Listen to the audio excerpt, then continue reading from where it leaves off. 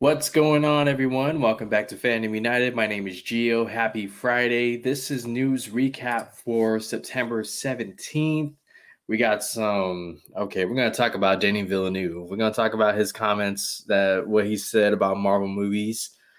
Christopher Nolan has found a new studio home. He is no longer with Warner Brothers, and that could be a good thing.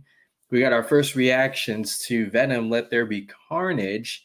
And a lot of people are hyping up the post-credits teaser at the end. So we'll get to all of that and more. First off, I want to share with you guys that I am not feeling well today. I have a stomach bug and it's been bothering me. I was supposed to shoot this video yesterday, but I couldn't. I'm barely hanging in there. So I appreciate everyone tuning in. It means a lot. It really does. So let's start off with some Zack Snyder's Justice League, shall we? The Blu-ray sales for Snyder Cut are reportedly amazing. They are dominating the disc sales. This comes from Media News Player. And y'all know how I do. Instead of running through the article, reading it, I'm just going to give you the biggest takeaways, the highlights. And what that article is saying is the 4-hour director's cut of the 2017 superhero team-up Justice League outsold the number 2 title by a 5-1 margin. Wow. Blu-ray disc formats accounted for 75% of Zack Snyder's Justice League's first week unit sales, with 38% of its total tally coming specifically from 4K Ultra HD Blu-ray, meaning 37% was regular Blu-ray and 25% was DVD. A little bit of numbers, metrics for all you analytical people out there. A trilogy collection of all 3 of Snyder's DC films was number 14 on the Blu-ray disc chart. This information comes from NPD Video Scan First Alert chart, which pretty much follows and tracks all the DVD Blu-ray sales, and the official Blu-ray sales chart for week ending in September 11th.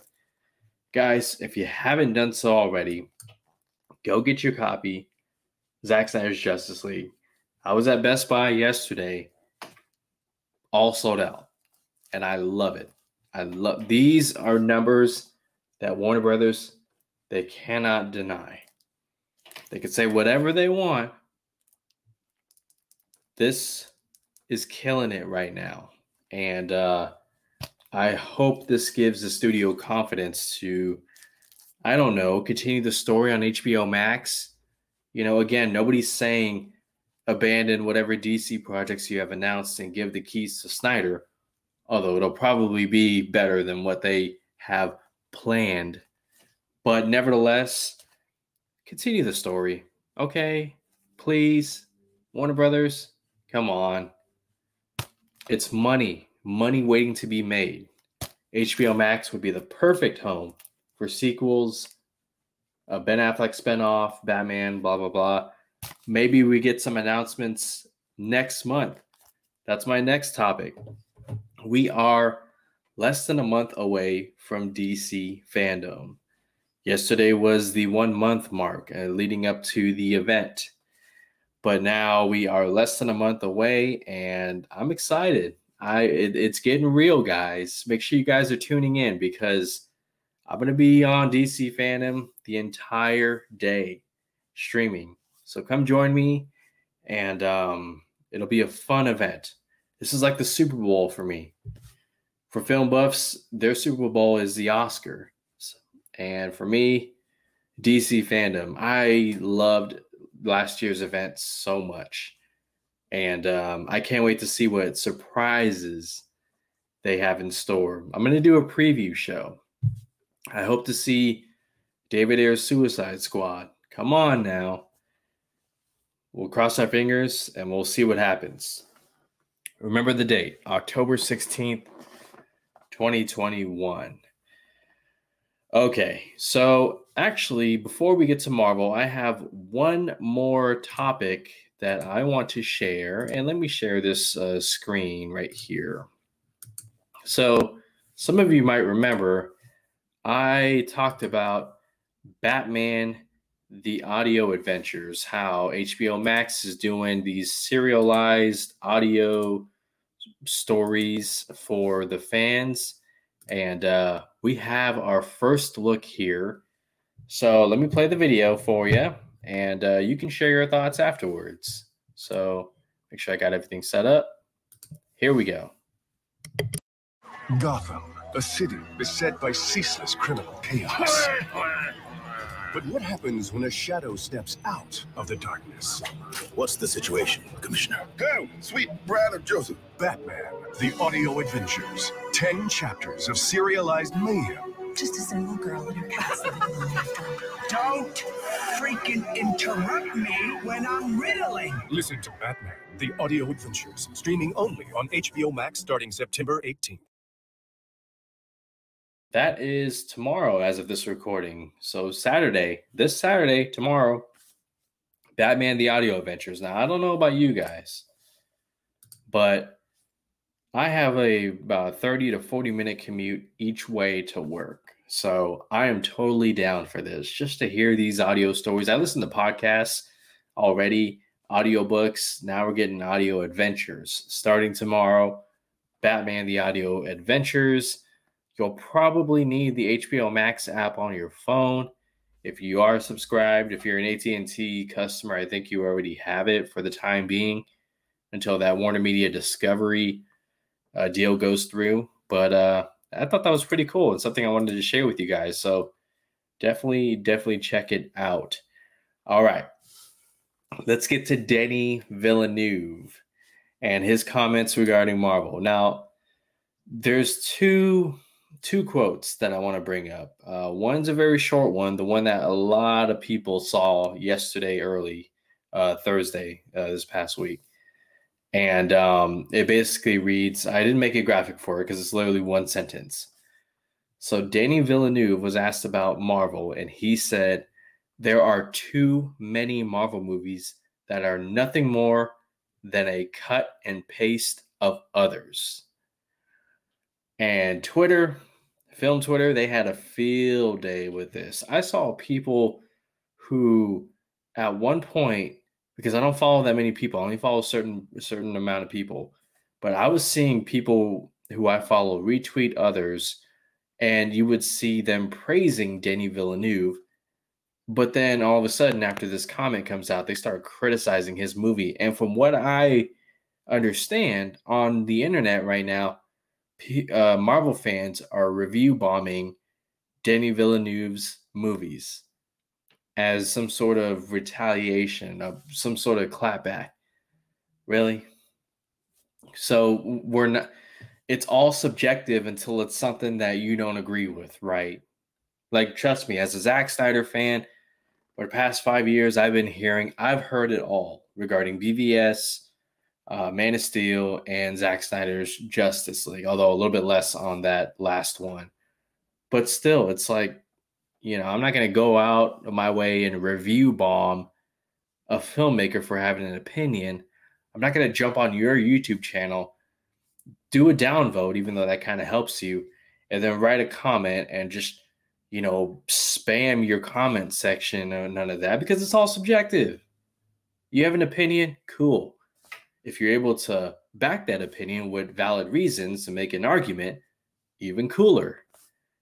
But so later on, after that quote was released, another quote was released, and it's Denis Villeneuve actually praising Marvel, specifically for their abilities to hire Chloe Zhao, last year's Best Director winner, and the upcoming director of The Eternals.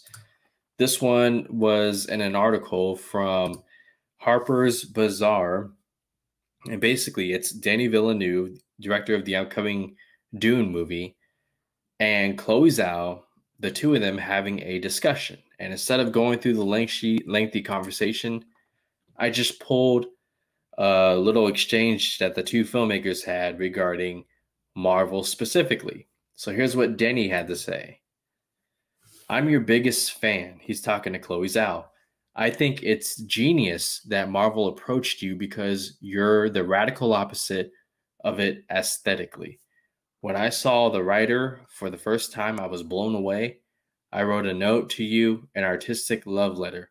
What touched me was your insane skill to be able to approach life.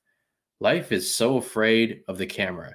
When I saw the writer, I cried because I was like, she did it. She was able to go in that zone that I thought was not possible. I wonder how you can invite life in a Marvel movie. Chloe Zhao responded saying, you know, when I went to pitch Eternals, I had stills from your films as references. I'm naturally drawn to filmmakers who have a very strong hand in world building. When I watch your films, even though they're of different genres, from Sicario to Arrival to Prisoners and then Blade Runner 2049, you manage to build such visceral worlds I can feel and almost touch. So, are you Marvel fans out there review bombing Denis Villeneuve's movies? He's giving credit where credit is due. He's allowed to not love everything or even like everything regarding Marvel. Okay, like, it's all subjective. Your opinion is no more, no less valid than his. But at the same time, we're talking about one of the hottest auteur filmmakers in Hollywood going back to last decade here. And I bring that up because his knowledge, his passion, his love of movies, and seeing his work, the work speaks for itself. So to go out of your way to attack his movies out of spite, I don't agree with. But you do you. If that makes you feel better, you go ahead and do that. For myself, Denny, you kind of have a little bit of a point as far as the cut and paste goes. I mean, come on now. I've heard many people say Black Widow, for as good as it was, and it was better than I thought it would be, it's almost a copy of Captain America and the Winter Soldier. Watch the movie again. Watch Winter Soldier. You'll know what I mean. All the way down to the bad guy and the third act. Nevertheless, that doesn't take anything away from Black Widow, okay? I celebrated success. I celebrate that it was better than I thought. I can't wait to see Florence Pugh. She's going to completely own this next decade as far as female Marvel characters alongside Elizabeth Olsen's Scarlet Witch and Brie Larson's Captain Marvel, and many others. So leave me your thoughts on Denis Villeneuve, on his comments, on his conversation with Chloe Zhao. Again, that will be on Harper's Bazaar. You can see it on the top left right there. I highly recommend checking that out. And let's stick with Marvel and let's talk Venom, Let There Be Carnage reactions. The first reactions have hit social media earlier this week via a screening they called Fans First Screening for Venom Let There Be Carnage, and the fans have spoken. Here's what they said. This first one comes from at BartonJ2410. Hashtag Venom Let There Be Carnage is the most batshit insane film of the year and a marked improvement on the first film. It absolutely flies by at a 90-minute runtime. And Woody Harrelson delivers as Cletus Cassidy Carnage, a villain I've been waiting to see in live action for ages. Stay for the end credits. Next one, at Ren Geekness. This individual says, the biggest strength of Venom Let There Be Carnage is its frantic pacing and exhilarating action, matching the kinetic energy Tom Hardy has with himself. Woody Harrelson is relishing as Cletus Cassidy and is perfect for the role. Oh my God. Stay for the credits. That's two in a row regarding the stay for the credits. Last one. At Kamik J03. The envelope is open, and I can now say that hashtag Venom Let There Be Carnage was amazing. Andy Serkis's introduction is a high-ranking entry in the MCU, really, with satisfying answers to some important questions. The action continues to be pure bonkers adrenaline, and the story actually gets some depths. I'm going to read that second sentence again. Andy Serkis's introduction is a high-ranking entry in the MCU with satisfying answers to some important questions. Did at Kamik J03 just kind of spoil something? Okay, so first off, it's great to see these reviews. I've had Venom, Let There Be Carnage as one of those movies that is actually pretty good, but because of the marketing and now the pandemic that we're still in, nobody will, or not many people will have given it a chance. Reminds me of Edge of Tomorrow. Remember Edge of Tomorrow with Tom Cruise, Emily Blunt? We kept dying and waking up. That movie marketed horribly, but it was so good. And I'm still calling for a sequel. I get the feeling Venom, Let There Be Carnage will be a lot like that movie. A movie that not a lot of people saw, but it was so damn good. And, okay, regarding that post-credits, I heard, I read, I know what it is. And I'll share with you. Mute your audio for about 5 seconds. I'm going to put this so you don't read my lips. Mute your audio starting for 5 seconds, starting now. Tom Holland's Spider-Man. And we've kind of seen this, like the breadcrumbs of this right here. Rewatch that Morbius trailer. Rewatch the Venom Let There Be Carnage trailer. What do we know about his contract? Okay, that's all I will say. I don't want to spoil it any further, just in case, anybody. But if you've seen my channel, I'm spoilers, I'll talk about it. Theories, I'll talk about it. Even if the theories end up being true, I'll talk about it because that's part of the fun. All right, so can't wait to see Venom Let There Be Carnage. I still need to watch Shang-Chi. I will watch Shang-Chi. Okay, let's talk about Christopher Nolan. He no longer is working with Warner Brothers.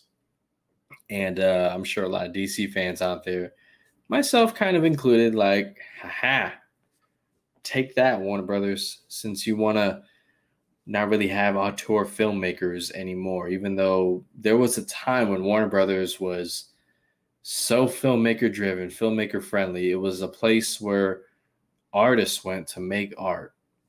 Now, who knows? They're cutting up everybody's movies, cutting all of it up.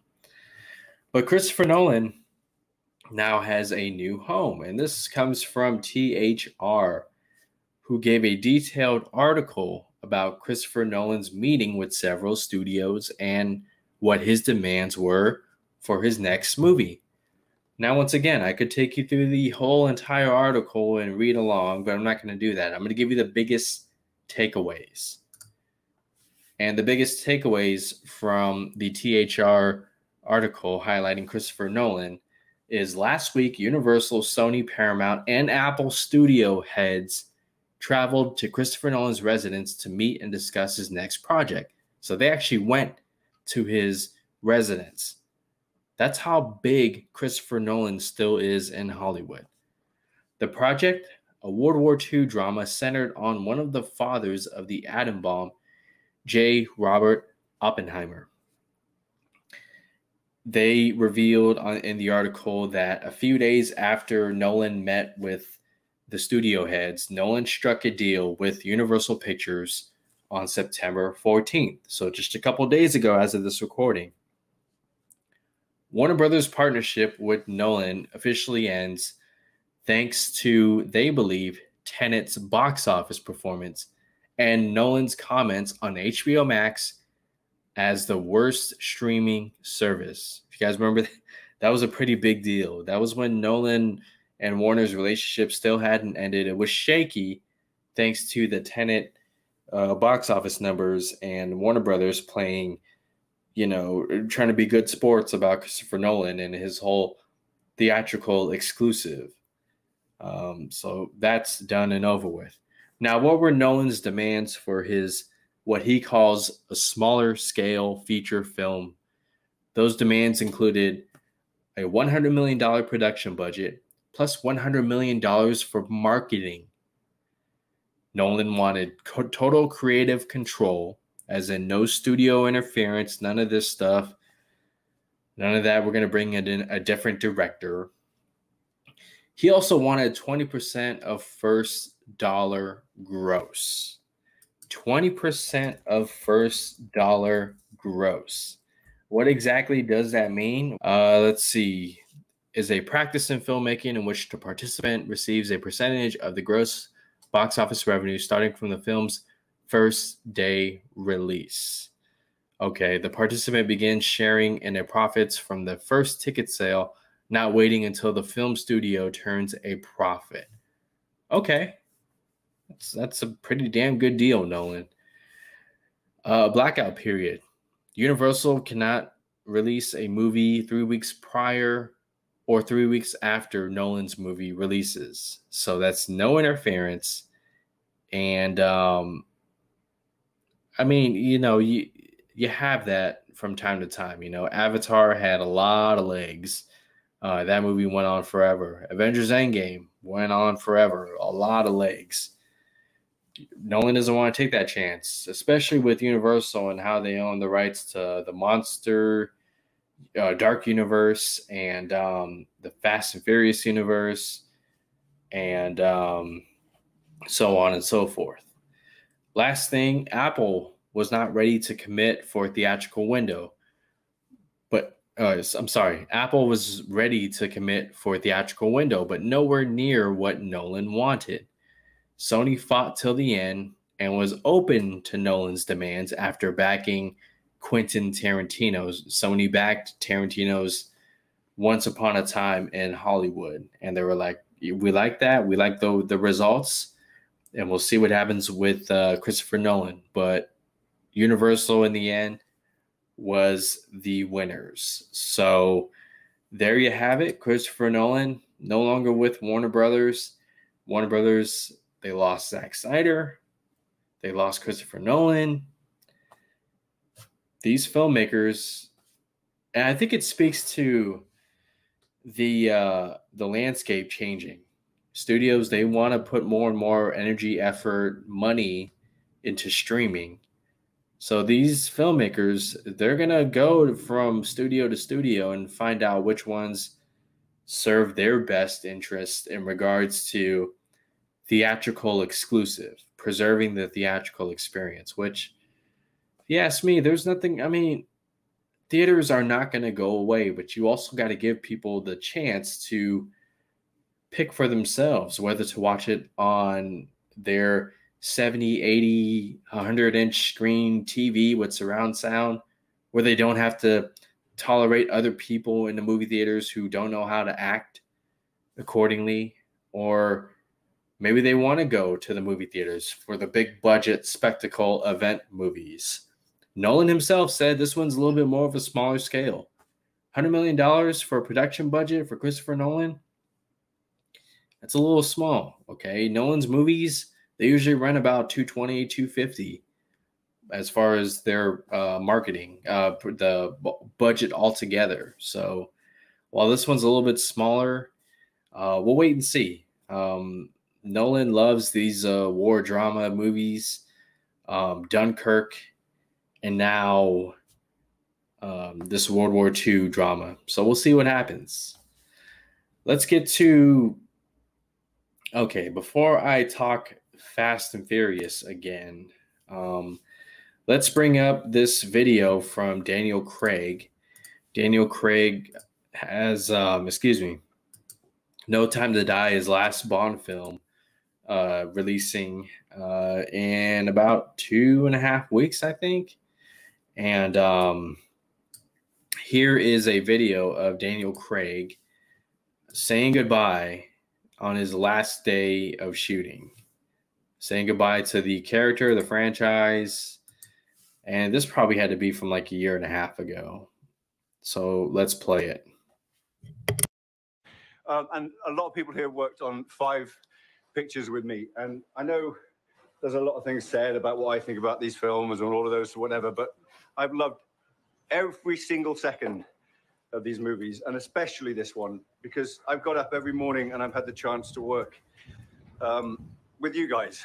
And that has been one of the greatest honors of my life. So.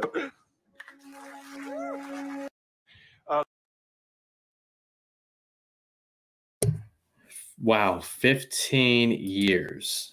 15 years. I think, yeah, because Casino Royale came out in 2006. So 15 years of Daniel Craig's Bond, 5 movies. It's kind of been a roller coaster for Daniel Craig. I mean, you had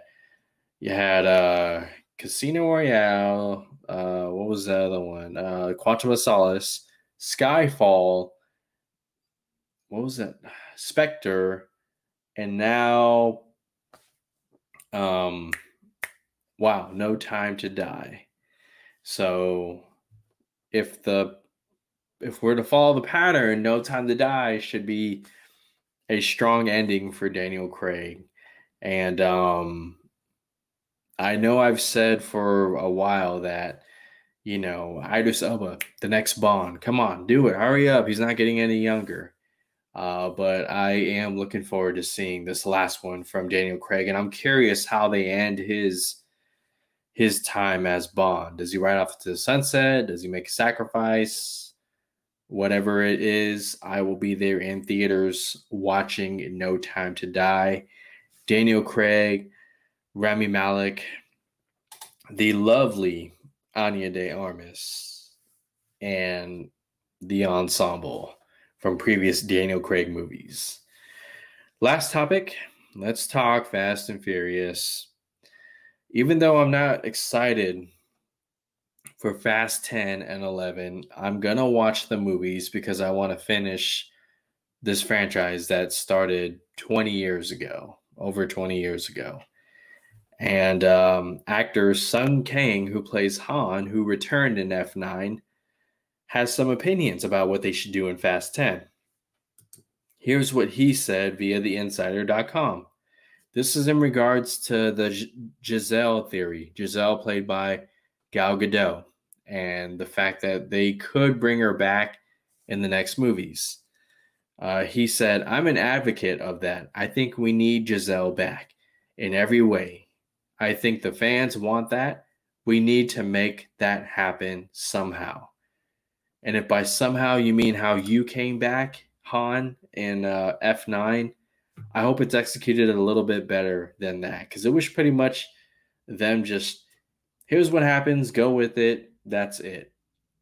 Now, this franchise has already lost Dwayne Johnson as far as the saga films go. Dwayne Johnson will still probably do Hobbs and Shaw 2 with Jason Statham. But as far as him appearing alongside Vin Diesel, Ludacris, Tyrese, etc., you can forget about that. He's done. Dwayne Johnson is done. He wished them luck on Fast 10 and 11. I did a video about that a few weeks ago. He's done. But if you were to bring back Gal Gadot, if you were to bring back the Shaw brothers, who, man, F9 needed those two back just to give some sort of believability that, you know, the Toretto crew can pull off such stunts. But if you could bring them back, you bring back Leo and Santos, Don Omar and Tego, and just have it be as whole as it could possibly be again. And then there's rumors that Paul Walker, his Brian O'Connor character, will be brought back in Fast 10. We saw the post-credit scene in F9. I think it was a post-credit scene, or maybe it was the very last scene, where his car pulls up. I don't know how they feel about how I feel about that, especially given how Furious 7, how that was a beautiful ending. But whatever happens, look, if Gal Gadot, Eva Mendes, the Shaw brothers, show back up. At least I'll, be looking forward to that right there. Because if it's the same crew from F9, I'm gonna need a lot of. I hope the theater I go to, I'm gonna go to a theater that actually serves alcohol because I'm gonna need it.